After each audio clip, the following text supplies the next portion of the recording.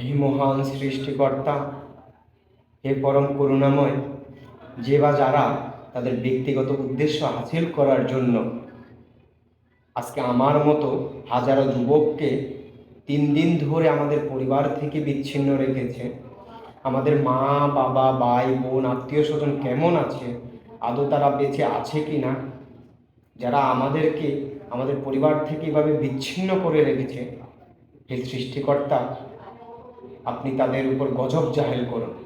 আপনি অতি দ্রুত এই সমস্যার সমাধান করুন। এই জালিমদের হাত থেকে আমাদের মতো সাধারণ মানুষকে আপনি রক্ষা করুন। আমিন। হালার ঘরে হালারা, অজাতের বাচ্চারা, আজ 3 দিন ধরে ঘরে কইতে কইতে পারি না, 3 দিন ধরে একদম বড়ি দিতাম, যদি দেশে থাকতাম একদম বড়ি দিতাম, বড়ি তো আল্লাহর গজব পড়বো, গজব।